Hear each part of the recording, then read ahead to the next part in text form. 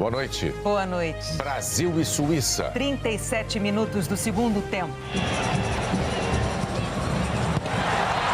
E um golaço de Casimiro garante o Brasil nas oitavas de final da Copa. No outro jogo do grupo, Sérvia e Camarões têm 2 viradas de placar e um empate de 6 gols. Pelo grupo H, Gana vence a Coreia do Sul por 3-2 numa partida eletrizante. E Bruno Fernandes marca 2 vezes contra o Uruguai e põe Portugal nas oitavas. A equipe de transição de governo entrega o projeto que prevê Bolsa Família fora do teto de gastos por 4 anos. Chineses protestam nas ruas contra as restrições de grupos, mas o Brasil já conquistou vaga nas oitavas de final com a vitória de hoje sobre a Suíça. É uma saborosa rotina, diversão no ônibus, festa no fim com os torcedores. A exemplo da estreia, os jogadores chegaram ao estádio e terminaram o jogo vibrando, mas foi uma vitória sofrida em cima dos suíços. Tite optou por Éder Militão e Fred nos lugares de Danilo e Neymar, que ficou no hotel fazendo tratamento e assistindo ao jogo. Sem o camisa 10, principalmente no primeiro tempo, a seleção teve enorme dificuldade para atacar, criar chances. A Suíça, dona da melhor defesa nas eliminatórias europeias, marcou bem os brasileiros, que não conseguiam jogar com velocidade. Vamos com essa bola rápido, gente, tá muito lento. Foram apenas 2 boas conclusões. Ambas saíram do pé esquerdo do Rafinha. Cruzamento para o Vini Júnior. Vinícius Júnior! Depois, o próprio camisa 11 arriscou. 0-0 mais uma vez antes do intervalo. Que seja como na estreia, que volte com tudo no segundo tempo, porque esse primeiro tempo não funcionou. Foi preciso mexer. Rodrigo, 21 anos, entrou na vaga de Paquetá. O atacante do Real Madrid esteve cotado para iniciar a partida.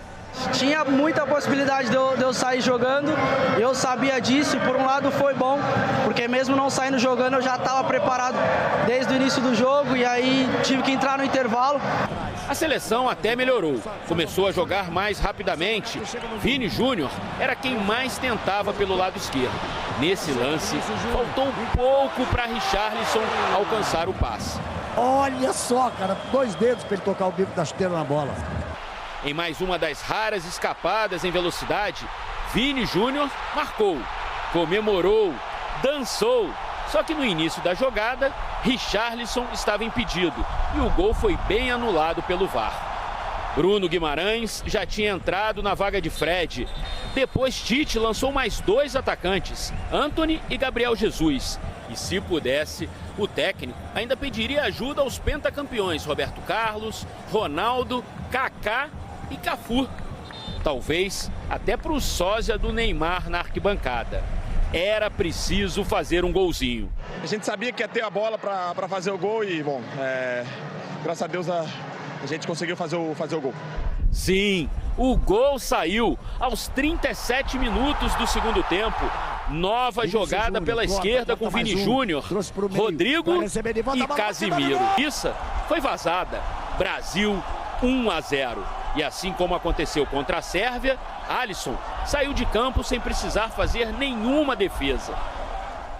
O legal de tudo é que a gente mantém uma performance, uma parte defensiva sólida, isso dá confiança lá na frente. Tanto para os atacantes e mesmo para o Casão, que tem um pouco mais de liberdade para chegar e finalizar da forma que foi. Depois de 2 Copas do Mundo, o Brasil voltou a ganhar os 2 primeiros jogos. E a vitória de hoje valeu para a seleção a classificação antecipada para as oitavas de final. O primeiro objetivo, classificar, então isso é importantíssimo. Isso é importantíssimo, principalmente de um grupo tão difícil que era o nosso. O estádio 974 recebeu 43.649 torcedores, a grande maioria de brasileiros, que lotaram as arquibancadas e os camarotes, entre eles o filho do presidente e deputado federal Eduardo Bolsonaro. Sexta-feira, contra Camarões, a seleção vai em busca da 3ª vitória, do primeiro lugar do grupo e de 2 festas, na chegada ao estádio e no fim do jogo. Tá dando certo. Olha, gente, o Jornal Nacional mostrou aí foi um sufoco. Saímos com muita empolgação depois do primeiro jogo, a vitória do São Bracelo. Normal. O segundo tempo foi muito bom, né? Mas esse hoje foi um sufoco, Júnior.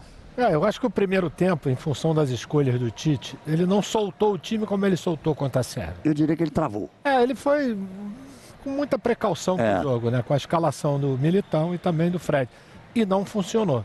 As coisas só foram funcionar realmente no segundo tempo, com a entrada do Rodrigo, a entrada do Bruno Guimarães, que realmente deram uma outra mobilidade ao time, né? Começou a criar sem também, né, ter nenhum risco lá atrás. E esse foi um dos pontos importantes dessa segunda partida, cara. A solidez da parte defensiva, principalmente com o Thiago Silva e com o Marquinhos e o Casimiro. E o Casimiro, que já tinha feito uma grande partida contra a Sérvia, hoje repetiu com o gol. Tanto não funcionou que o primeiro chute a gol foi aos 26 minutos do primeiro tempo. Naquele cruzamento do Rafinha que o Vinícius não conseguiu aproveitar. O Vinícius não conseguiu fazer. E foi só também no primeiro tempo. Não teve. Em termos de criatividade, nós tivemos muito pouca coisa. Pelas características dos jogadores, principalmente quem substituiu o Neymar. Aquela posição é uma posição difícil, que é o cara que joga de costas para as defesas adversárias, precisa ter o giro. E nem o Fred, nem o Paquetá conseguiram fazer isso. Aí entra o Rodrigo, começa a mudar a história. Tivemos outras alterações, o Antony entrando no lugar do Rafinha, mas você troca um bom jogador por um bom jogador. Mas eu acho que duas alterações mudaram a história do Brasil no jogo. Eu acho que principalmente a do Rodrigo, porque o Rodrigo foi jogar nessa posição que joga, como a gente diz, entre linhas, né? Na frente da defesa e atrás do meio-campo. E termina o gol saindo exatamente numa boa jogada. Começa com o Vinícius Júnior, vai no Rodrigo e depois o Casimiro acerta um chute espetacular. Acho que o Bruno Guimarães botou uma mosquinha atrás da orelha do Tite, porque diz assim, professor, tem lugar para mim aqui. Uma não, acho que foram duas, né? Não somente ele, como também o Rodrigo. Também o Rodrigo. Mas veja só, porque teve um gol anulado e um gol que valeu. O gol anulado vem de uma roubada de bola, o Richarlison vem da posição de impedimento, mas ele passa por esses jogadores na velocidade que eles gostam de jogar. Eu acho que hoje, Galvão, o que faltou, que nós fizemos muito bem contra a Sérvia, foi a marcação agressiva na saída de bola do adversário. E talvez essa garotada, por ter um fôlego renovado, eles conseguem fazer isso por mais tempo. Nossa resenha tá gostosa, mas nós vamos conseguindo com o Jornal Nacional. Vou voltar com Renata, voltar com você, o William Bonner, tá todo mundo satisfeito. Foi sufoco, mas o Brasil está classificado para as oitavas de final. Venha quem vier, se vier Uruguai, se vier Gana, se vier Portugal, venha quem vier, o time está preparado. Nós estamos preparados para qualquer adversário. Voltamos. Renata, William, boa noite a todos do Brasil. Boa noite, foi sufoco, mas ganhamos. E depois da vitória, os jogadores falaram com a imprensa. Na ausência de Neymar, a seleção recorreu a um outro jogador criado no Santos, onde meninos viram meninos da Vila. E meninos da Vila estão acostumados a grandes responsabilidades. Sempre estar dentro de campo, eu sei que eu posso ajudar a equipe, foi um jogo muito difícil, eles estavam bem fechados ali, eles saíam tocando bem a bola também, então colocaram muita dificuldade pra gente e a gente trabalhou, continuou tocando a bola, fazendo o nosso jogo. Ainda no fim do primeiro tempo, o Rodrigo começou a aquecer para poder ajudar depois do intervalo. Com ele em campo, o Brasil ficou mais habilidoso e imprevisível, leve para furar a retranca da Suíça. Rodrigo participou da jogada que acabou no gol impedido do Vini Júnior. Essa gurizada vem aí com uma alegria nas pernas impressionante. E isso se nota no campo, se nota em cada jogo. E eu acho que é muito importante também ressaltar que eles são meninos que gostam de trabalhar, têm personalidade, uma personalidade boa, né, dentro de campo. Então é deixar eles brilhar, deixar eles serem felizes, que eles vão nos ajudar muito. Vini Júnior falou sobre a ausência de Neymar. Ficou triste que não pôde vir, né, porque tá um pouco mal. Não só pelo pé, mas um pouco de febre também, mas torcendo para que ele se recupere o mais rápido possível. Bruno Guimarães é outro desses garotos, apesar de não ser da Vila. Deu mais qualidade ao meio de campo e foi sincero na entrevista. Nervoso um pouco no começo, como era meu primeiro jogo, mas acho que foi tudo bem, entrei, consegui jogar bem, é o mais importante. O Brasil melhorou com a entrada de quem começou aqui no banco de reservas, num jogo difícil e sem o principal jogador do time. Uma prova da força desse elenco da seleção brasileira. Então, obviamente que com uma equipe como a Suíça que estava fechada, a gente sente falta de um criador como o Ney, mas seleção é isso, né? Sai o Ney, entra o Rodrigo, depois tem o Vini, depois tem o Rafa. Então, assim, é muito bom estar num time como esse, numa seleção como essa, tendo jogadores de altíssima qualidade. professor tem bastante opção e acredito que muita dor de cabeça para poder escalar só 11, né? Mas a gente fica feliz que todo mundo está no melhor momento e isso é bom para a gente e a gente vai em busca do Hexa. Mas tem quem tenha lugar cativo nessa equipe. Casimiro é um deles, líder para o time, paizão para 3 jovens da seleção que ele apadrinhou no Real Madrid enquanto era jogador do clube espanhol. Ele é um cara que sempre me ajudou muito e isso aí é só o começo, ele merece o mundo. E foi desta relação que nasceu o gol do Brasil. 2 meninos, de Vini Júnior para Rodrigo, de Rodrigo para o padrinho Casimiro. Para receber de volta a bola, batida no gol! Vai no gol! Vai no gol! Casão é um paizão pra gente, né? Sempre cuidou muito de mim, sempre me deu bons conselhos e sempre fico feliz de estar jogando do lado dele. E quando ele marca é muito importante pra gente e que possa seguir assim até a final. Aprendi muito com ele e tanto que no gol também é uma jogada que a gente fazia lá. Começou com o Vini e eu pedi pro Casão deixar, depois eu tava vendo até em câmera lenta ali, eu dou uma olhada antes pra ver como tá, o Casão já sabia, ele ia deixar a bola, logo ele ficou livre de novo, e aí eu já devolvi pra ele de primeira e claro, ele fez um golaço. Casimiro fez um gol com a qualidade dos atacantes que ele mesmo recebeu no maior clube do mundo. Troca de gentilezas e de qualidades, já que ele é um dos pilares do sistema defensivo da seleção brasileira, que chega às oitavas de final sem sofrer gols e ainda mais reconhecida pela fartura de seus jovens talentos. Bom, num jogo difícil como esse de hoje, o nível de tensão dentro do campo é sempre muito alto, claro. Mas fora de campo também. Boa noite, Tite. Boa noite, boa noite, boa noite. Um cumprimento educado, um desejo esperançoso, uma boa noite de futebol, mais uma, como na estreia. Então aguenta coração e calma, porque contra a Suíça é sempre jogo de xadrez. Pose de pensador. Vai usar qual peça? Nesse tabuleiro já armado, amarrado e trancado, como um bom ferrolho suíço. Enquanto isso, o técnico adversário se penteava, preocupado com a imagem. Mesmo jogando feio, recuado, uma chance rara. O Vini pegou caindo, mas levantou o banco. De repente, as luzes dos refletores diminuíram de intensidade. O Tite nem demonstrou perturbação. Preocupante seria o apagão de ideias criativas do ataque. Se o time conseguisse chutar mais, se o Tite pudesse chutar, que fosse uma bolinha a mais. Porque no primeiro tempo, as mãos aplaudiram muito pouco. Início do segundo tempo, as mãos já nem aplaudiam mais, porque estavam sendo usadas para outra atividade. O Antony começou com o polegar, passou pelo indicador, anelar, mindinho. Do outro lado do campo tinha um tranquilo banco suíço, pouco rico de emoções, como um 0-0. O banco brasileiro já havia começado a trabalhar. Rodrigo, o primeiro reserva a entrar, já corria em campo. Mas vai perguntar se mais alguém aí gostaria de entrar. E quando acabarem as unhas, para aumentar a ansiedade, um gol anulado.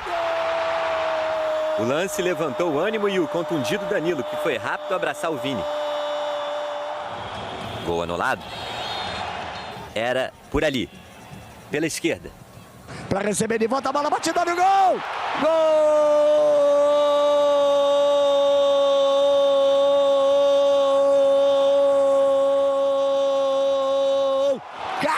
Casimiro! A comemoração familiar. O Tite carinhosamente abraçou e beijou o filho Matheus Batti, que é auxiliar técnico da seleção. Do Matheus todo mundo sabe, não é nenhuma novidade que eu sou por excelência humanista. Antes do atleta, existe o ser humano. E eu sou assim. E tem um grande profissional ali do meu lado, assim como tem o César e outros mais. E eu tenho a felicidade de ter um grande profissional e um filho que eu amo do lado. Foi por isso. O ferrolho havia sido quebrado. Assim como o ar até então sereno do técnico suíço, Joachim Murat. E o Danilo dessa vez nem precisou se esforçar para comemorar. Assim como na estreia, o Tite usou as 5 substituições a que tinha direito na partida. E dessa vez, um jogador que veio do banco de reservas participou efetivamente do gol que deu a vitória ao Brasil. Rodrigo. Muito feliz, né, por mais um grande dia, mais um grande jogo. Foi muito difícil hoje, a gente jogou contra uma grande equipe, mas, bom, muito feliz com a vitória. E após a partida foi reconfortante dizer mais uma vez para o Tite: Boa noite. Daqui a pouco você vai ter outras informações da Copa do Mundo. A seguir, a equipe de transição propõe 4 anos de Bolsa Família fora do teto de gastos. Chineses protestam nas ruas contra a política de tolerância zero contra a Covid.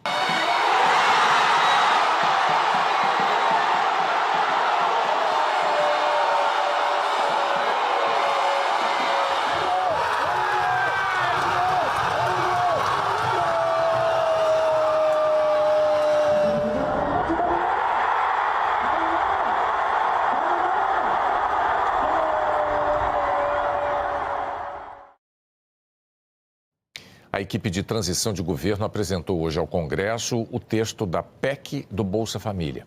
A proposta prevê que o custeio do benefício fique fora do teto de gastos por 4 anos. O presidente eleito Lula permaneceu no hotel boa parte da manhã. Chegou ao CCBB pouco antes do meio-dia. Ele não deu entrevistas, teve algumas conversas internas, mas logo houve uma pausa para que todos pudessem acompanhar o jogo da seleção. Lula assistiu à partida entre Brasil e Suíça no gabinete dele, ao lado da mulher Janja e dos principais auxiliares da transição. Numa rede social, comemorou o 1-0 com outra foto e escreveu: "Sexta tem mais, vai Brasil". Essa é a primeira semana de trabalho de Lula aqui no CCBB depois da cirurgia na garganta. A vinda dele a Brasília faz parte dos esforços para ampliar a base política e para destravar a negociação com o Congresso sobre a PEC da transição. O entra e sai de articuladores foi intenso. No fim da tarde, Lula se reuniu com a liderança do MDB. Ao mesmo tempo, o texto da PEC foi apresentado no Senado. A equipe de transição queria que o Bolsa Família ficasse de fora do teto de gastos indefinidamente. Houve resistência. E o texto apresentado hoje prevê um prazo de 4 anos para o benefício ficar fora do limite de gastos. Diz: não se inclui no limite do exercício financeiro de 2023 até o exercício financeiro de 2026. E exclui do teto todo o dinheiro que o governo precisa para pagar o Bolsa Família de R$ 600 e mais R$ 150 por criança até 6 anos, somando 175 bilhões de reais. Ao apresentar a PEC, o senador Marcelo Castro disse que a proposta é indispensável para a governabilidade do país no próximo ano e que a equipe de transição vai fazer os ajustes necessários para a aprovação. Dificilmente uma matéria entra no Congresso e sai da mesma maneira que entrou. Claro que nós estamos esperando que essa PEC sofrerá modificações até a gente chegar num consenso. A PEC precisa ser aprovada sob pena do país não ter um orçamento adequado o ano que vem.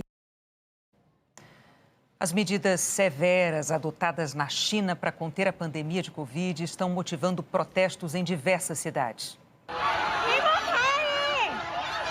Os grupos que estão indo para a rua são contra a política do governo chinês de Covid-0.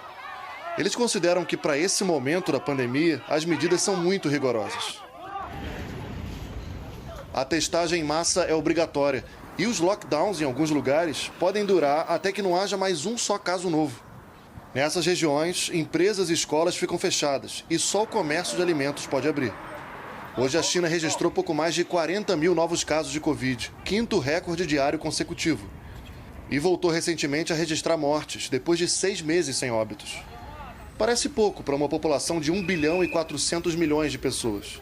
Mas o governo considera o risco alto, principalmente levando em conta a densidade populacional das grandes cidades. A tolerância zero à Covid é uma exceção no mundo e surgiu como uma tentativa de conter o surto inicial em Wuhan, onde o coronavírus foi descoberto. Mas o governo chinês decidiu manter a política quase 3 anos depois do início da pandemia e disse acreditar que vai ser bem sucedido. As autoridades chinesas apontam para um número relativamente baixo de mortes. Segundo os registros oficiais, 5.200 desde o início da pandemia. A insatisfação na rua tem como um dos principais alvos o presidente Xi Jinping, no poder há 10 anos. Já se escutam pedidos de renúncia e tudo. algo raro no país que costuma ter pouca tolerância a manifestações públicas. Os protestos se concentram em algumas cidades grandes, como a capital Pequim e Xangai, e principalmente em universidades. Os manifestantes falam que as medidas dificultaram os esforços de resgate no incêndio que matou 10 pessoas semana passada na cidade de Urumqi, mas não apresentaram provas. As autoridades chinesas negam. Em outras cidades do mundo, como em Londres, na embaixada chinesa, manifestantes também pediram a renúncia de Xi Jinping e o fim das medidas de restrição. A rede britânica BBC disse que está extremamente preocupada com o tratamento dado a um jornalista da emissora que teria sido agredido pela polícia enquanto cobria um protesto em Xangai. Ele chegou a ser detido. O ministro do Exterior da China disse que o repórter não se identificou como tal. O jornalista teria filmado a polícia apagando à força fotos que as pessoas tiravam dos protestos. O governo britânico afirmou que não há desculpas para a violência policial contra jornalistas. A seguir, uma festa de gols nos outros jogos da segunda-feira na Copa.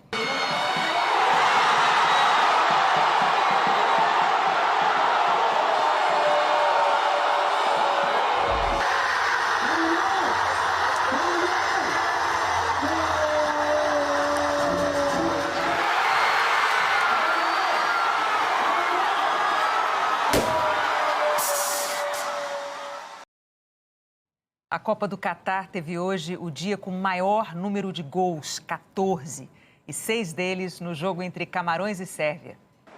Antes de partir para o estádio, um até logo de respeito no Hotel de Camarões. Samuel Eto'o, ídolo e atual presidente da Federação de Futebol. O último atacante do país a ter marcado um gol em Copas do Mundo. Bom, até o dia de hoje. Os camaroneses, conhecidos como Leões Indomáveis, começaram o jogo rugindo na arquibancada, mas cautelosos em campo. E mesmo assim, conseguiram marcar. Gol de Casteleto. Casteleto! Só para dar aquele tapinha na bola lá pro fundo da rede. Mas Camarões recuou e a Sérvia empatou. Savlovic de cabeça. Nessas horas, um goleiro com muita experiência internacional poderia fazer a diferença.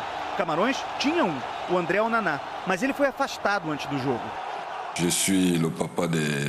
Eu sou o pai desses jogadores jovens. Corri riscos e assumo as responsabilidades sobre o que fiz.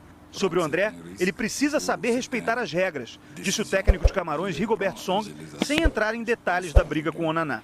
O desentendimento entre o treinador de Camarões e o goleiro titular da equipe se tornou público uma hora antes do jogo, quando a escalação foi divulgada. O goleiro reserva soube ontem tempo suficiente para se preparar para um jogo de altos e baixos. Para ele, o Davis Epassi, mais altos do que baixos. Eu estou sempre pronto para jogar. Se eu jogar ou não, sei que preciso dar o melhor de mim, disse o Epassi. Talvez não tenha sido o suficiente no primeiro tempo. Passe de Zivkovic para Milinkovic-Savic bater no canto. Virada da Sérvia que era empurrada por uma torcida barulhenta. Orgulhosa de um time capaz de tocar a bola como os melhores. De Kostic para Milinkovic, para Zivkovic, que mandou para o Mitrovic fazer o primeiro gol dele na Copa. Mitrovic, o camisa número 9, colocando a bola no fundo da rede. Parecia caminho aberto para uma goleada, mas Vincent Aboubakar entrou em campo e na primeira chance, o corte e a ousadia de tentar encobrir um goleiro de 2,2 metros. Tentou tirar a cavadinha por cima do goleiro Aboubakar! É gol! E que golaço do Aboubakar! 2 minutos e 33 segundos depois saiu o gol do empate. De novo um Aboubakar decisivo no passe para o craque do time, Eric Choupo-Moting. É de Camarões! Essa atuação vai me dar ainda mais confiança. Nós já estávamos bem motivados e acho que o próximo jogo contra o Brasil vai ser bonito, disse o Aboubakar. A gente tinha que ter sido mais esperto nesses momentos decisivos, porque sabíamos que no contra-ataque eles são incríveis, disse o Stefan Mitrovic. A Sérvia ainda teve outra chance de marcar. Mas no duelo Aleksandar Mitrovic contra Davis Epassi, dessa vez o camaronês se deu melhor. Um 3-3 que adia a disputa pela outra vaga do grupo do Brasil para a última rodada. Sérvia, Suíça e Camarões estão na disputa. Vai ganhar quem tiver mais bola e o santo mais forte. Pelo grupo H, Gana venceu a Coreia do Sul e também com chuva de gols. Sul-coreanos e ganeses são povos muito diferentes, mas na animação eles se entendem bem. São torcedores criativos que adoram usar fantasias e cantar.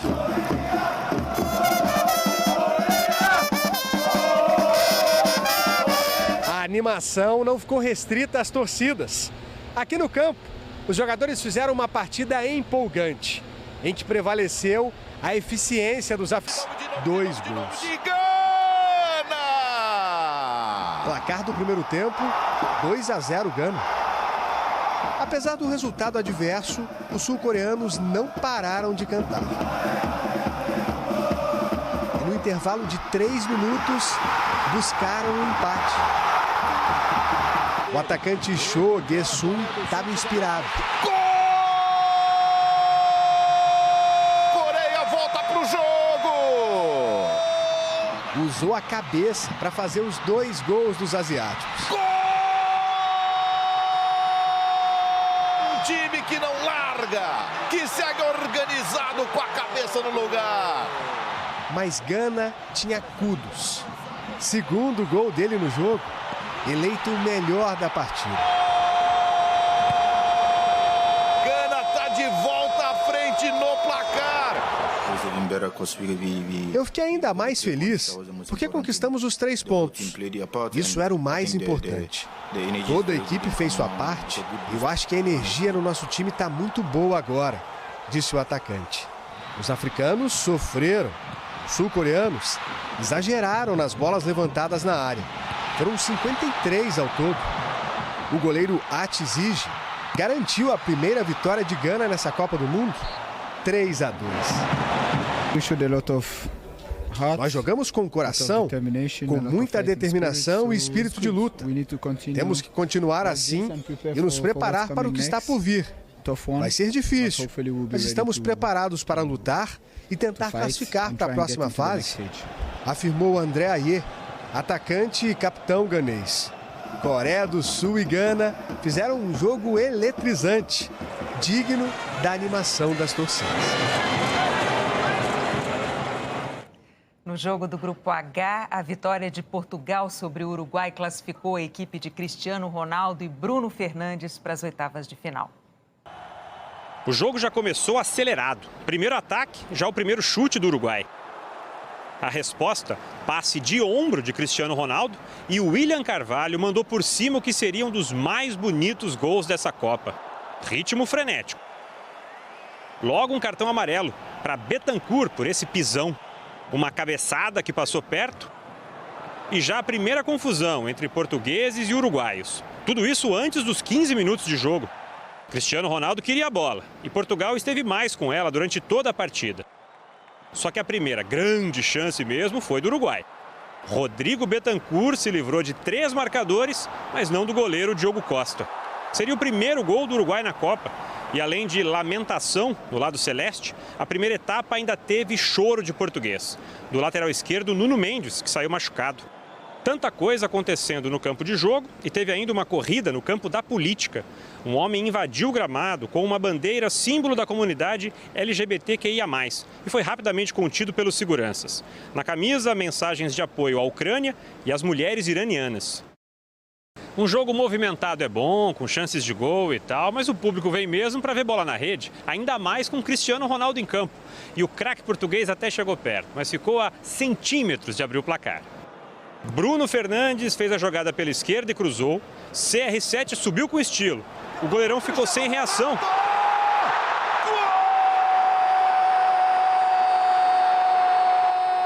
E aí, tocou ou não? Na comemoração, o próprio parecia não ter certeza. Não sei mais, ele disse ao colega. A FIFA viu, reviu e teve certeza. Não bateu em Cristiano Ronaldo. Gol de Bruno Fernandes. No momento, a mim também me parecia que o Cristiano tinha tocado na bola. Não sei, viram as imagens, slow motion, lá o que foi, decidiram que o Cristiano não tinha tocado. Independentemente de quem faz os golos, a felicidade está no resultado. O Uruguai então foi com tudo para o ataque. Cavani teve a primeira boa chance, furou. Gomes acertou a trave. O maior símbolo do renascimento do futebol uruguaio, Luís Soares, entrou no lugar de Cavani no segundo tempo. E também não aproveitou a chance que teve. O grito de gol virou lamento dos colegas em campo e da comissão técnica no banco. O camisa 10, Arrascaeta, aumentou a lista de chances perdidas. E o desespero uruguaio cresceu ainda mais quando, nesse lance, o árbitro aceitou a recomendação do VAR e marcou pênalti para Portugal. Cristiano Ronaldo já tinha saído e Bruno Fernandes fez o segundo. Dessa vez sem deixar qualquer dúvida. O nome do jogo ainda teve mais uma chance. A trave impediu a comemoração dele. Terminou no Lusail um movimentado 2-0 que garantiu a classificação portuguesa para as oitavas de final. Depois do jogo, Cavani deixou clara a insatisfação com o treinador do Uruguai. Ao ser perguntado por que o time não consegue se encontrar, disse apenas: pergunte ao técnico, Diego Alonso. Os uruguaios vão ter que resolver muita coisa para tentar a vaga na última rodada. A seguir, os jogos de amanhã na Copa do Catar. E o herói de hoje na seleção brasileira.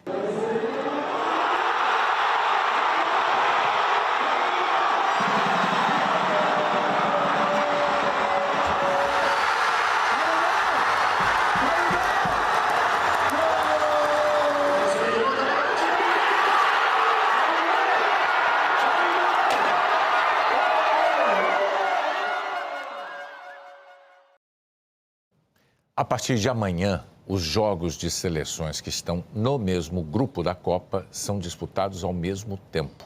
Por isso, a Globo vai transmitir 2 partidas. No horário de Brasília, às 15 para o meio-dia, tem Holanda e Catar. E às 15 para as 4 da tarde, tem País de Gales e Inglaterra. Amanhã, a Copa do Mundo vai conhecer as 2 seleções do Grupo A classificadas para as oitavas de final. A Holanda só precisa de um empate contra o Catar. Um dos maiores carrancudos do futebol mundial veio leve para o Catar. O holandês Louis van Gaal raramente distribuía essa simpatia durante as entrevistas. Mas foi assim que ele conduziu o papo de 30 minutos com a imprensa internacional.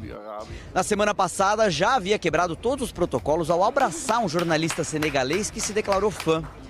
Até nos treinos ele parece mais light. Aos 71 anos, Van Gaal abandonou a aposentadoria para comandar a seleção holandesa pela 3ª vez na carreira. Em 2014, era o técnico do time que ficou com o 3º lugar na Copa do Brasil. Desde que chegou aqui, tem dito que é uma dádiva voltar a viver dias como esses. Mesmo diante das reclamações pela falta de inspiração da seleção laranja, que venceu o Senegal na estreia e empatou com o Equador. Van Gaal acha que cada partida é diferente, mas concorda com as críticas. E até por isso diz que ele sabe exatamente o que precisa melhorar. Por enquanto, nessa Copa, eles não têm sido aquela Holanda ofensiva, com bom toque de bola, uma escola tradicional do futebol mundial. Mas talvez eles tenham encontrado um adversário sob medida para resolver esse problema. É que a seleção Qatari tem uma defesa estabanada, perdeu os 2 jogos até aqui e já foi eliminada. O técnico espanhol Félix Sánchez confessou que, para competir em Copa do Mundo, o Qatar precisa de um passito a mais. Para competir a este nível, aún nos falta um passito a mais. Mas se seus jogadores tiverem confiança amanhã, as pessoas do país vão se sentir orgulhosas. Também pelo Grupo A, Equador e Senegal disputam a outra vaga das oitavas. A seleção sul-americana aposta no faro de gol do atacante Ener Valencia para chegar à vitória. Ele é o artilheiro da Copa com 3 gols, ao lado do francês Mbappé. Já a seleção do Senegal aposta no jogo coletivo, embalada pela vitória sobre o Catar por 3-1. No Grupo B, a Inglaterra enfrenta o País de Gales. Na seleção de um país acostumado a conviver com reis e rainhas, existe um soberano incontestável: Harry Kane. Aos 29 anos e com 51 gols pela seleção, o capitão tem um prestígio com os ingleses que resiste a momentos de instabilidade, como nas vaias depois do empate com os Estados Unidos.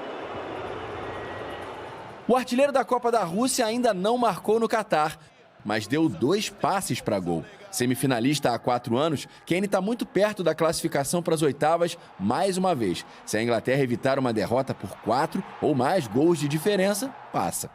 No jogo de amanhã, Harry Kane vai reencontrar, aqui no Catar, um ex-companheiro de Tottenham que ele jamais enfrentou em Copa do Mundo, o grande astro do País de Gales. Gareth Bale. Ao contrário do rival, ele já marcou nessa Copa, de pênalti. Com 40 gols, é o maior artilheiro da seleção galesa. mas só aos 33 anos pôde disputar uma Copa, porque a seleção dele estava de fora da festa desde 58. Agora, para não se despedir cedo dessa, sem depender de uma combinação de resultados, precisa de uma vitória que seria histórica, por 4 gols de diferença. Perguntado se a história dele na seleção traz uma responsabilidade extra para conduzir o time, Bale respondeu que não. Para ele, o importante é que Gales funcione bem coletivamente e que prefere liderar pelo exemplo. Para seguir em frente, o país de Gales vai precisar de mais do que isso do seu maior craque. Estados Unidos e Irã disputam a outra partida do grupo. As duas equipes precisam da vitória para buscar a vaga na próxima fase. O Irã está na zona de classificação com 3 pontos. Os Estados Unidos estão em terceiro, com 2. Recentemente, a Federação de Futebol dos Estados Unidos usou a imagem da bandeira iraniana sem o símbolo da República Islâmica ao centro. Dirigentes iranianos não gostaram e chegaram a pedir à FIFA a exclusão dos adversários da Copa. Hoje, na vitória que levou o Brasil para as oitavas, o herói é o Casemiro. E não foi só por causa do gol.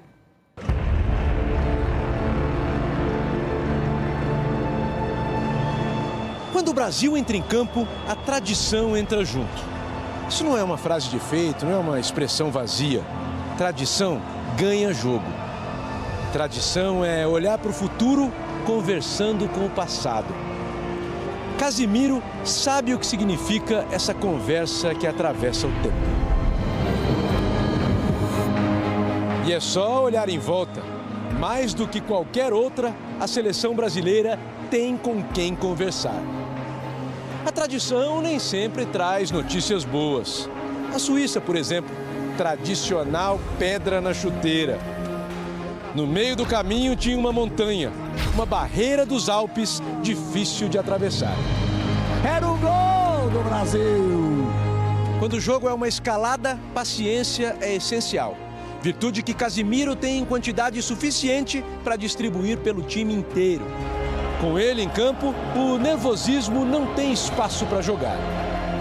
Contra a frieza dos fabricantes de relógio, a calma do jogador que é amigo do tempo.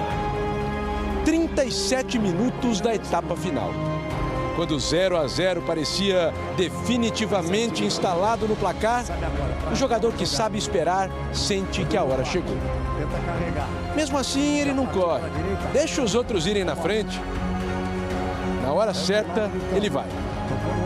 Agora, o amigo do tempo procura espaço. Gira o pescoço, olha para o lado, procurando um caminho para entrar. Ainda dá para chegar no gol, claro que dá. Ele já enxergou a jogada inteira. E quando a bola vem, não precisa nem pensar. Vai no gol! Vai no gol! Vai no gol! O certeiro, com o lado de fora do pé, é típico de um grande artilheiro, de um goleador nato. Tudo o que Casemiro não é. E ele nem promete muito mais. Se tiver a oportunidade de dar uma beliscadinha ali na frente, acho que também é importante, né? Mas não acostuma. Esse foi só o 6º gol de Casemiro em 39 jogos na seleção. O futebol nem sempre combina com os números. Gol que deixa um dos melhores goleiros do mundo plantado, com cara de espanto, olhando a bola passar, devia valer por 2. Valeu 3 pontos, os 3 que o Brasil precisava para se classificar. Hoje tive a felicidade ali de fazer um grande gol, primeiro, principalmente para ajudar a equipe, né? Acho que é o mais importante. O mais importante é ajudar a equipe. Uma ajuda para a equipe, um alívio para o Brasil, um estímulo para o Neymar, que do hotel respondeu: Casemiro é o melhor volante do mundo há muito tempo. O volante de 30 anos e muitos títulos deixa o campo batendo palmas. Mas por que, se ele é que deveria ser aplaudido? É que o amigo do tempo sabe que ainda é cedo. Tanta calma e sabedoria fazem com que ele pareça ainda mais experiente do que de fato já é. Casemiro, o legítimo representante de uma geração anterior, o herdeiro da tradição, o guardião do respeito que essa camisa impõe. Casemiro! Viva o herói do jogo. Viva. O Jornal da Globo é depois de Central da Copa, por noite. Boa noite, até amanhã.